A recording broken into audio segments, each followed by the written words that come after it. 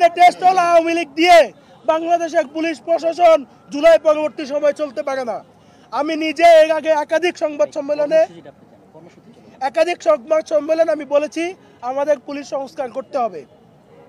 আমাদের পুলিশ কাজ করছে না, তারা সব হাসিনার দোষর, তারা গণহত্যার অংশ ছিল, তারা গণহত্যা চালিয়েছে, তাদের বিচারের আওতায় আনেন, সংস্কার করেন, সরকার করেন নাই।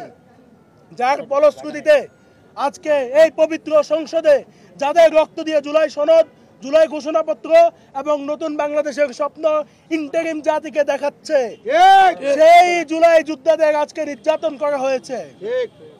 আমরা এই নির্যাতনের তীব্র নিন্দা এবং প্রতিবাদ জানাই। আমরা সরকারের কাছে এবং রাজনৈতিক দলগুলোর কাছে, রাষ্ট্রের সাধারণ নাগরিকের কাছে আবেদন করব, সবাই একযোগে এই পুলিশ সংস্কারের পক্ষে জোরালো আহ্বান করে তুলুন। এই পুলিশ আমাদের রাষ্ট্রকে ধ্বংস করবে। আজকের এই নির্যাতনে যেসব পুলিশরা অংশগ্রহণ করেছে তাদেরকে বিচারের আওতায় নিয়ে আসুন।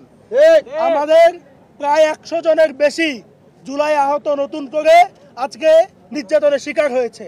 এটা আমাদের প্রাপ্য ছিল না, এটা একটা পরিকল্পিত নির্যাতন ছিল। তারা তাদের ভিতরে পুষে রাখা রাগকে আমাদের উপর আজকে উগরে দিয়েছে। সুতরাং তাদেরকে বিচারের আওতায় আনা অতি জরুরি।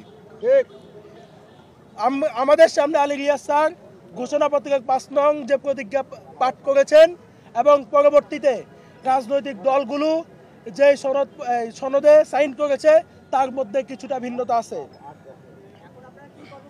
ভাই আমি পাঠ করি।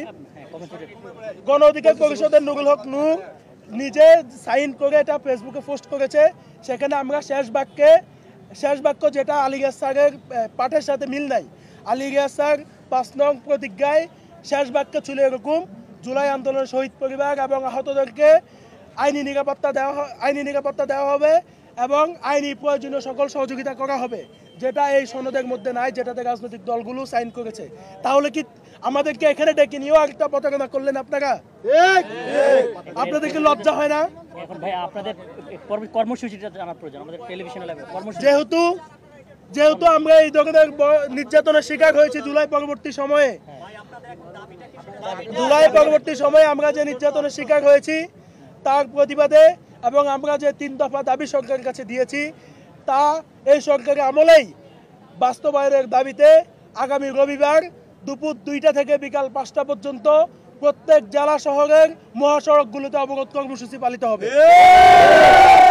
আমরা এই অবরোধ কর্মসূচিতে জুলাই আহতদেরকে স্বতঃস্ফূর্ত অংশগ্রহণের সাথে সাথে দেশের সাধারণ জনগণ এবং জুলাই আন্দোলনে যারা রাজপথে নেমে এসেছিলেন তাদের সহযোগিতা কামনা করি। আপনারা যদি আমাদের এই কর্মসূচি বাস্তবায়ন করেন তবে আমরা চিন্তা করতে পারবো এই পুলিশ সংস্কার করে নতুন বাংলাদেশ সৃষ্টির। যদি আমরা এই পুলিশকে সংস্কার করতে না পারি, আমাদের জীবনের এবং রক্তের স্বীকৃতি আদায় করতে না পারি, তাহলে ভবিষ্যতে আর বিপ্লবী রাষ্ট্রে জন্ম নিবে না। সুতরাং আমাদের রবিবারের কর্মসূচি দেশবাসীকে স্বতঃস্ফূর্তভাবে অংশগ্রহণ করে পালন করার গুরুত্ব আহ্বান জানিয়ে আমি আমার বক্তব্য